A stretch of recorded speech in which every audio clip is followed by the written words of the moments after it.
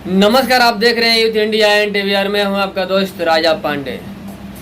बिहार में जंगल राज दिन प्रतिदिन बढ़ते ही जा रहा है, थमने का नाम नहीं ले रहा है।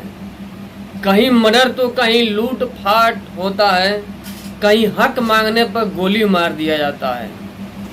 बिहार की हालात बद से बदतर हो गई है, कानून व्यवस्था चरमरा गया है। कहीं पुलिस की हत्या हो जाती है तो कहीं अगर इंसान कोई आदमी अपना हक मांग रहा हो तो उसे गोली मार दिया जाता है। दिन प्रतिदिन बिहार में ऐसा ही घटित हो रहा है। घटना बार बार घटना को दोहराया जाता है। कहीं किसी पत्रकार को जेल में डाल दिया जाता है फेक वीडियो बनाने के जुल्म में, फेक एफआईआर के साथ में, तो कहीं किसी पत्रकार का मर्डर कर दिया जाता है। मर्डर करने वाले पकड़ाते नहीं है, घूमते रहते हैं। आखिर कौन ये सब करवा रहा है? आखिर क्यों ऐसा हो रहा है और बिहार में ही क्यों होता है बार बार? वीडियो में अंत तक बने रहिएगा, पूरी बात आपको बताएंगे। आखिर किसका मर्डर हुआ है, कौन जेल गया है, सारी वारदात आपको बताएंगे पूरे विस्तार के साथ में। और अभी तक आपने हमारे चैनल को सब्सक्राइब नहीं किया है तो प्लीज लाल बटन दबा के चैनल को सब्सक्राइब कर लीजिए, लाइक कर दीजिए और बेल के आइकन को प्रेस जरूर कर दीजिएगा, ताकि जो भी बड़ा अपडेट और न्यूज हो सीधा आप तक पहुंच सके। जैसे कि आप सभी को पता है, बिहार की परिस्थिति, बिहार की राजनीति दिन प्रतिदिन खराब होते ही जा रहा है। कहीं जातिवादी के नाम पे राजनीतिक होता है तो कहीं हक मांगने पर गोली मार दिया जाता है। जैसे कि आप लोगों ने देखा होगा कटिहार वाला घटना, जहाँ की बिजली के लिए हड़ताल किया गया तो लोगों को गोली मार दिया गया। नौकरी के लिए अनशन किया गया तो दौड़ा कर मार दिया गया, जिसमें विजय कुमार सिंह का हत्या हो गया। एक प्रकार से हत्या ही है, मास्टरमाइंड जो भी हो।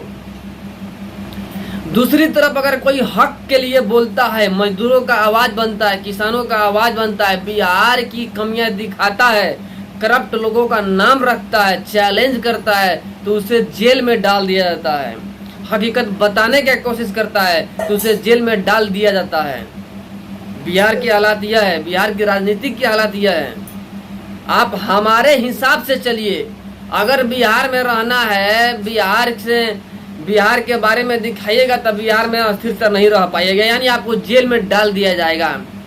सरकार के खिलाफ बोलिएगा तो आपको जेल में डाल दिया जाएगा। आप सरकार के खिलाफ आवाज नहीं उठा सकते हैं। सरकार जो भी कर रहा हो चुपचाप खामोश होकर के आप देखते रहिए, तो आप बाहर रहिएगा, पत्रकारिता करिएगा, वरना आपको जेल में डाल दिया जाएगा और ज्यादा बोलिएगा तो गोली मार दिया जाएगा। यह हालात है बिहार का। बिहार के पत्रकारों के अंदर खौफ पैदा करने की कोशिश किया जा रहा है, नाकाम कोशिश, लेकिन कम होने वाला नहीं है। कोई खौफ में नहीं पड़ने वाला, ना कोई डरने वाला है, क्योंकि जो भी पत्रकार हैं सब युवा हैं, सबके अंदर जज्बा है, हिम्मत है सच दिखाने की, और डरते कोई नहीं है। तो जो डराने की कोशिश कर रहे हैं उनको खुद डरना होगा, क्योंकि बिहार के पत्रकार डरने वाले नहीं है। पूरे बिहार, पूरे इंडिया के अंदर में बिहार से सबसे बेसी सोशल मीडिया पत्रकार हैं। पूरे इंडिया की बात करते हैं, बिहार से सबसे अधिक सोशल मीडिया पत्रकार हैं और सबसे अधिक यहाँ की कमियां दिखाने की कोशिश करते हैं। बिहार के पत्रकार जमीनी हकीकत दिखाने की कोशिश करते हैं, लेकिन इसी बीच अररिया में एक पत्रकार का हत्या कर दिया जाता है, क्योंकि उसने सच्चाई दिखाने की कोशिश की थी। उसका हत्या कर दिया जाता है, मिनिमम हत्या, और अभी तक जो दोषी हैं पकड़े नहीं गए हैं। पुलिस 4-5 दोषियों को पकड़ा है और पता करने की कोशिश कर रहा है आखिर किसके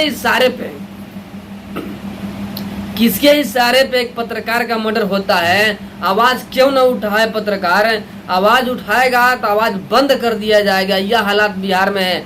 आखिर बिहार की सरकार कर क्या रही है कि एक पत्रकार का मर्डर हो जा रहा है, वो भी दिन दहाड़े।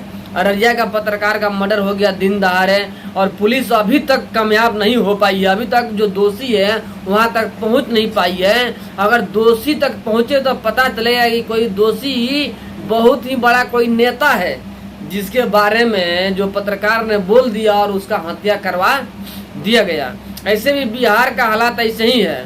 अगर आप बोलिएगा बिहार के बारे में, बिहार के गवर्नमेंट के बारे में, तो आपको जेल में डाल दिया जाएगा। जैसे कि आपने देखबे किया है कि जो मनीष कश्यप थे, मनीष कश्यप जब जेल के बाहर थे तब बिहार की सरकार के बारे में दिखाते थे, बिहार की कमियां दिखाते थे, करप्ट नेताओं के बारे में बताते थे। एक मनीष कश्यप भी ऐसा पत्रकार थे जिन्होंने जमीनी हकीकत दिखाना शुरू किया। सर्वप्रथम मनीष कश्यप ही ऐसा पत्रकार है जो कि जमीनी हकीकत दिखाना शुरू किया। हर जगह जाने लगे और रोड, नाली, पुल वगैरह वगैरह सबका हकीकत दिखाना शुरू किए, वरना अभी तक कोई पत्रकार ही ऐसा नहीं था जो कि जाके दिखाए जमीनी हकीकत, पुल दिखाए, पुलिया दिखाए, रोड दिखाए, इंजीनियर की कमी दिखाए, ठेकेदार की करप्ट दिखाए, नेताओं को करप्ट दिखाए। ऐसा कोई पत्रकार ही नहीं था। एक मनीष कश्यप एकलौता पत्रकार, वो भी बिहार के पश्चिमी चंपारण के थे, जिन्होंने आवाज उठाया और बिहार के नेताओं की कमियां, बिहार के इंजीनियरों की कमियां, रोड नाली कैसे बन रहे हैं, इन सारी की कमियां दिखाने की बखूबी प्रयास की। अब प्रयास रंग भी लाया। मनीष कश्यप के प्रयास से बहुत सारे रोड सुधरे भी। मनीष कश्यप ऐसे ऐसे पुल के भविष्यवाणी कर दिए थे कि यह पुल गिर जाएगा, लेकिन उनके बात को इग्नोर किया गया, नहीं देखा गया, नहीं ध्यान दिया गया। आप पुल गिरा भी, आपने देखा भी भागलपुर वाले पुल को। मनीष कश्यप जेल जाने से पहले ही बोले थे कि यह पुल 1 से 5 साल के अंदर में गिर जाएगा। अब पुल गिर भी गया। ऐसे बहुत सारे पुल गिर गए और मनीष कश्यप ने दावा किया था कि इसका जांच करवाइए वरना पुल गिरेगा, लेकिन इग्नोर किया गया मनीष कश्यप के बात को और पुल गिरा भी। और मनीष कश्यप सच्चाई दिखाने की कोशिश किए थे तो उनको जेल में डाल दिया गया। और सरकार के खिलाफ बोले थे, सरकार की कमियां दिखाने की कोशिश किए तो उनको जेल में डाल दिया गया। यहाँ तक कि NSA लगा दिया गया, नेशनल सिक्योरिटी एक्ट। आप सभी को पता है पिछले 4 महीने से मनीष कश्यप जेल के अंदर हैं, बाहर नहीं निकल पा रहे हैं। फिर तमिलनाडु के अंदर में NSA लगवा करके रखवा दिया गया था, लेकिन किसी तरह बिहार मनीष कश्यप आ गए। अभी पटना में है, बेउर जेल में है और केस की सुनवाई चल रहा है। वो तो जज साहिब जो हैं उनकी इंसानियत कहिए कि उन्होंने कहा कि नहीं, अब मनीष कश्यप तमिलनाडु नहीं जाएंगे, बिहार में ही रहेंगे। बिहार के केस है, बिहार में सुनवाई करना है तो तमिलनाडु क्यों जाएंगे? अगर तमिलनाडु केस का पेशी होगा तो हम वीडियो कॉन्फ्रेंसिंग द्वारा पेश करवाएंगे, लेकिन मनीष कश्यप बिहार ही रहेंगे। वो तो जज साहब ऐसे हैं कि उन्होंने सही फैसला किया और सही डिसीजन लिया, वरना अभी तक मनीष कश्यप के साथ में अन्याय ही हो रहा था।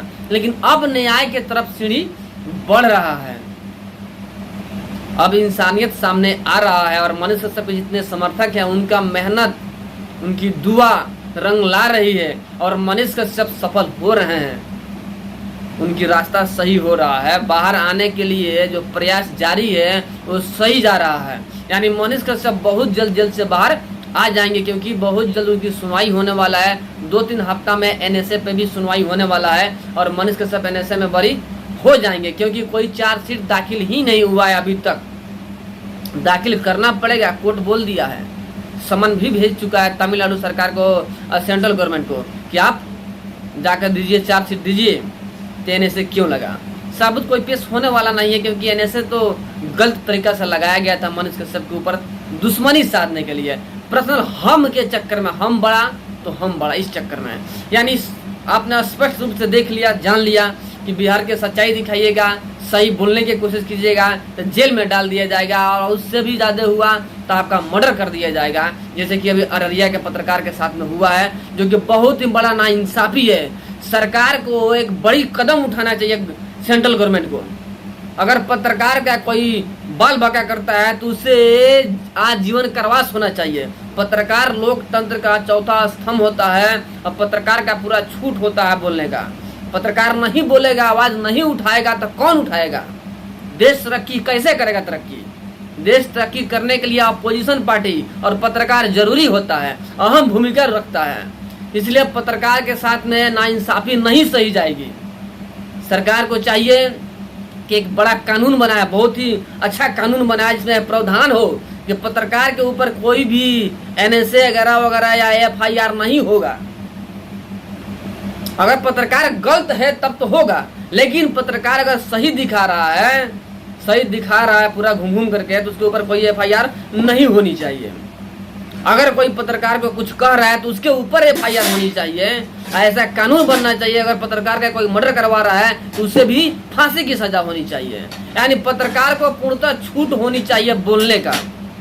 कानून में एक ऐसा प्रावधान बनना जरूरी है। जो अररिया का पत्रकार का हत्या हुआ है, इसका जांच हो, पूर्णतः जांच किया जाए और जल्द से जल्द जो दोषी है उसे सजा मिलनी चाहिए, और भी आजीवन कारावास या फांसी की सजा मिलना चाहिए। बाकी आप लोग हमारी बात से कहां तक सहमत है कमेंट में बताइएगा जरूर। फिर मिलते हैं आप समय एक बड़े अपडेट और एक बड़े न्यूज के साथ में, तब तक के लिए जय हिंद।